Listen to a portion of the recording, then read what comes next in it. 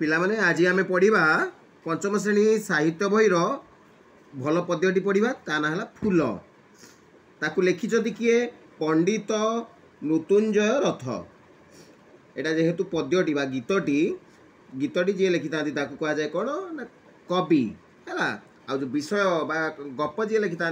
लेखक बोली कह जाए। तेणु ये कवि लिखिं कौन कवि ना पंडित मृत्युंजय रथ। से कौन लिखिं चल पढ़ा मघास मो बास गछरे लटा बुदारे साग शिउली रे घास बुदारे। मो बास बास अर्थ कौन ना घर बा रहिबा स्थान है। तो मो बास गछरे माने एटी जेहेतु फूल विषय कहुची ताले फूल को एटा इंडिकेट करी कहुची कौन ना मो बास माने कहार बास ना फूलर बास। फूलर बास माने फूलर घर कौटी से कहूची माने कवि लिखिं फूल निजकू जमी कहूची मो बास गछरे लटा बुदारे माने फूलटीर बास होची घर होची कौटी गछरे आउ लटा बुदा माने जानी ये जो बुदा सब अच्छी लटा अच्छी से फूल फुटेनी लटा जगार से कथाटा कहुई। तापर कौन कही साग शिउली रे घास बुदारे घास रे फूल फुटे शिउली माने शिउली साग साग आम जो जाऊ तलू जो से जगार भी फूल फुटी थाए। तेणिक यही सब जगार फूलर बास बा घर बोली ये कहुई। नेक्स्ट पदटी पढ़ा मुथाए पर्वतरे जलस्थल बने उपबने कूलकंदरे माने मुथाए अर्थ किए ना फूल थाए फूल आउटी कौटी थाए ना पर्वतरे माने पर्वतरे भी फूल फुटे तेणिक सेटा भी ता घर तेणु से विषय कहुई। मुथाए पर्वते जलरे स्थल जलरे भी फूल फुटे कौ फूल फुटे जलरे पद्म फूल कई फूल एटा सब जलरे फुटे तेणु जलरे भी थाए स्थल माने कौन सुखिला जगह तो एमती नॉर्मल फूल फुटे मना नहीं। नेक्स्ट बने उपबने कूलकंदरे बने माने तो जानी जंगल रे फूल फुटे उपबने माने होची हमर बगीचा बगीचा मानकर भी फूल फुटे कूलकंदरे कूल माने नई कूल मानकर भी फूल फुटे कंदरे माने गुंफा माने मध्य फूल फुटी थाए। ठीक अच्छे ताहले एठी कहबार अर्थ सबु जगार प्राय फूल फुटी थाए। नेक्स्ट पद्धति पढ़ा मु थाए कुंजरे मंदिर पासे संज सकाल मु फुटी बासे। आउ कोटी थाए कुंजरे माने कौन देखि ये जो आमर रहा अपराजिता गछ फूल सी कौन ना सी नटी नटी जगह जोड़ा एमती आमर हो कौन ना जमी गोटे चाल घर टाइप हो गहलिया गहलिया कुंचु कुचिया बन टाइप तो सही जगह गुड़ा को कुंज कह जाए। ठीक अच्छे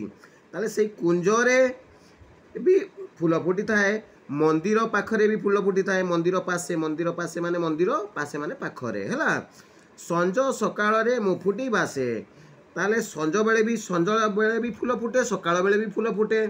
किछि फूल अच्छी सकाळे फुटे किछि फूल अच्छी संध्यारे फुटे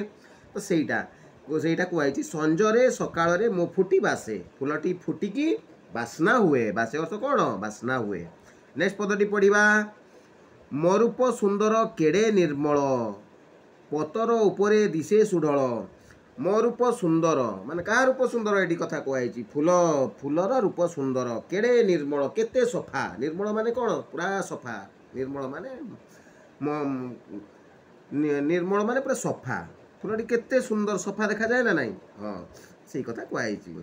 पतर उपरे दिशे सुढल फूलटा जो फुटी थाए ता पाखे पत्र थाए जमी पत्र उपरे थिला भलिया सुढल माने बहुत सुंदर हेकी थाए सेटा से कही पतर उपरे दिशे सुढल देखा जाए बहुत सुंदर। तापर पढ़ा नेक्स्ट पदटी ये देख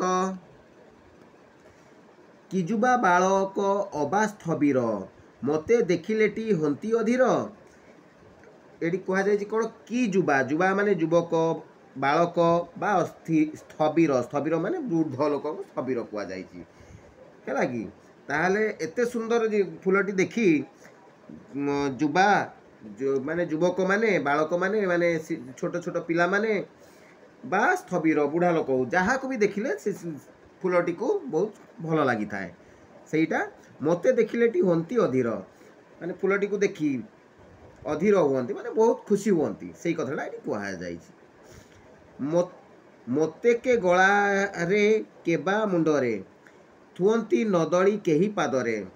फुलटी आहरी कौन कहुई मते के गलारे माने फुलटी को कहीं गलारे पिंधती केबा मुंडरे खोसी दियंती मुंडरे लगाती देखि मुंडरे खोसिकी ताकू लगाती ना नहीं मुंडरे बहुत जन फुल लगे था प्राय आमर जो साउथ साइड रो जो तेलुगु साइड रो से माने सब मुंडरे प्राय फुल लगाती जानी मुंडरे थुअंती नदली केही पयरे पयरे माने पादरे केही पादरे दली दियंती नाही नदलिकी मुंडरे से माने थुअंती बोली कुहाई है मो बास चौदिगे जाए चहटी पवन महकी थाए चहटी मो बास चौदिगे जाए चहटी पवन महकी थाए जानटी एडी कौन कहुई तार बास माने आमर फुलटीर बास चौदिगे माने चारि दिग को चारि दिग माने कौन पूर्व पश्चिम उत्तर दक्षिण नॉर्मली चारि दिग आम धरुचे पूर्व पश्चिम उत्तर दक्षिण माने चौदिगे चारि दिग जाक मोर बास्नाटा बास माने ता बास्ना चहटी जाए फुलटीर बास्ना चहटी जाए माने चारिआडे व्यापी जाए है बास्ना ही जाए पवन महकी थाए जानटी बास्ना पवनटी चारिआडे व्यापी जाए महकी जाए बास्ना ही जाए जानटी जानी था एटा फुल कहूची बणा होई धाई आसे भर आदरंती पशु पक्षी सकल बणा हे माने बाट बणा हे माने धनिया रास्ता से जाऊथिबो से रास्ता बणा हे कि से गोटे काम पाई जाउथु आ गोटे कुआडे कोन रास्ता बणा हे जीवो पूरा फुल आड़ को से ऑटोमेटिक पळे आसीबो सेही भलिया किए पळे आसे ना भर मो पाक को बाट बणा हे कि पळे आसे तार अन्य काम छाड़ी से बणा हे रास्ता न जानी मो जगह को पळे आसे आदरंती पशु पक्षी सकल पशु पक्षी माने समस्ते भी मते बहुत स्नेह करती आदरंती माने कोन स्नेह करती सकल माने समस्ते है नेक्स्ट पेज टी पढ़िबा एठी देखो मोकांती देखिले जोगिंग को शांति मो देहे देवता से देखु थांती है कि मो कांति कांति माने कौन माने फुलटीर सौंदर्य है फुलटीर सौंदर्य देखला माने जोगिंग को शांति फुलटीर सौंदर्य देखी जोगी माने शांति ही जाती माने साधु संत माने शांति हुंती जानी साधु संत माने पूजा करती तेणिक फुलटी को देखी सुंदर फुलटी को देखी से माने पूरा बहुत शांति हो जाती खुशी अनुभव करती मो देहे देवता से देखु थांती जेमिति कि से गोटे देवता माने देवता मान को देखिला सदृश से माने खुशी होई थांती तांको देखिला माने पूजा लगी मुही जाए विधि रे केउ देवतार नबसे सिरे ताले फूल पूजा पाई जाए सही कथा कुआई पूजा लगी मुही जाए विधि रे माने नीति नियम रे बा पवित्र रे है कि पूजाटा केमती विधि रे करा जाए नीति नियम हिसाब रे तो सैया ये कहुई पूजा फूल को कहुच्छी कौन पूजा पाई फूलटी नीति नियम हिसाब रे जाए एमती नुह जे जमी मली धली करी अपरिष्कार होमती नि जाए फूलटी पूरा विधि पूरा सफा सुतरा रे जमी नवा कथा विधि नीति नियम रे निया जाए सही कथा कहुई केउ देवतार नबसे सिरे आउ को फूलटी कौटी लगे है कि ये केउ देवतार नबसे सिरे सिरे माने मुंडरे ताले फूलटी कौटी लगे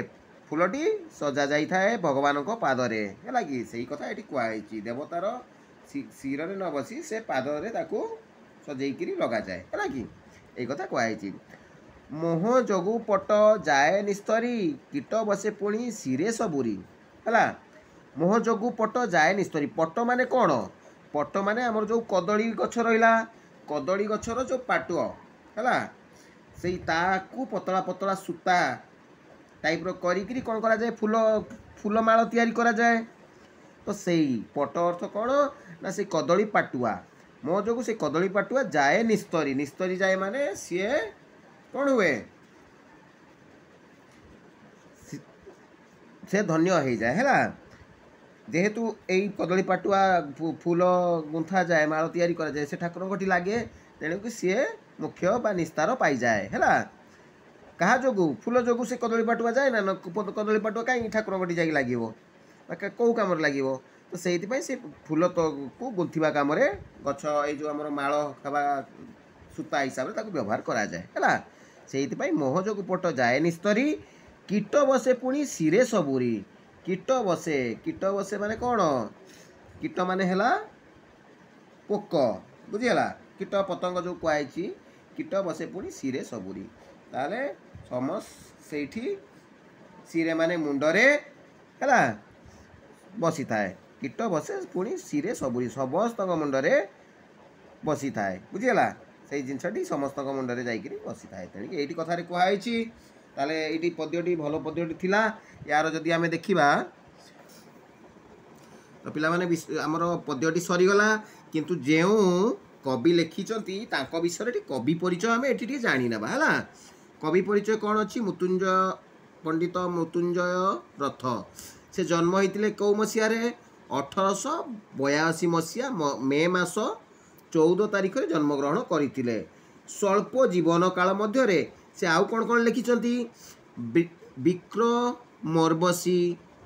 ମୁଦ୍ରା ରାକ୍ଷସ, ମୃଚ୍ଛ କଟିକ ହେଲା, ବେଣୀ ସଂହାର, ଏଇଭଳିଆ ସେ ବହୁତ ଗୁଡ଼ିଏ ଜିନିଷ ଲେଖିଛନ୍ତି। ଇତ୍ୟାଦି ସଂସ୍କୃତ ନାଟକକୁ ଓଡ଼ିଆରେ ଏବଂ ଅଦ୍ଭୁତ ପରିଣାମ ଉପନ୍ୟାସ ଓ କର୍ମଯୋଗୀ ଗୌରୀଶଙ୍କର, ସାରଳା ଚରିତ, ସରଳ ଓଡ଼ିଆ ଅଭିଧାନ, ସୁଖବୋଧ ବ୍ୟାକରଣ ଇତ୍ୟାଦି ପୁସ୍ତକ ରଚନା କରି ଓଡ଼ିଆ ସାହିତ୍ୟକୁ ପରିପୁଷ୍ଟ କରିଛନ୍ତି। ବୁଝିଗଲା। ତେଣିକି ବାକି ପ୍ରଶ୍ନ ଉତ୍ତର ବି ଆମେ ନେକ୍ସଟ ପରେ କରିବା ହେଲା। ତେଣିକି ପଦ୍ୟଟିକୁ ଏଇ ଯେଉଁ ଆମର ରହିଲା ଆମର କବିତାଟିକୁ ଭଲସେ ପିଲାମାନେ ପଢ଼ିଦେବେ। ପଢ଼ି ଦେଇକିରି ତାର ଯେଉଁଗୁଡ଼ା ରହିଲା କଷ୍ଟିଆ ଶବ୍ଦ ସେଇଗୁଡ଼ାକ ଭଲସେ ମନେ ରଖିଦେବ ହେଲା। ଆଉ ଏଇଠି ବି ଆମର ଦେଇଛି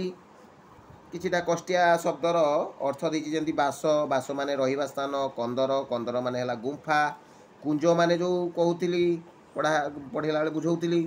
କୁଞ୍ଜ ମାନେ ହେଲା ଫୁଲ ବଗିଚାରେ ଲତାଳିଆ ଫୁଲ ଗଛକୁ କୁଡ଼ିଆ ଭଳି ସଜାଯାଇଥିବା ସ୍ଥାନ। ତାପରେ ସ୍ଥବିର ମାନେ ବୃଦ୍ଧ, ବଣା ହେବା ମାନେ ବାଟ ଭୁଲିଯିବା, ବିଧିରେ ମାନେ ପବିତ୍ର ଭାବରେ ନିୟମ ଅନୁସାରେ, ପଟ ମାନେ କଦଳୀ ପାଟୁକାର ଶୁଖିଲା ତନ୍ତୁ, ଏଇ ଟାଇପ୍ର ହେଲା କି।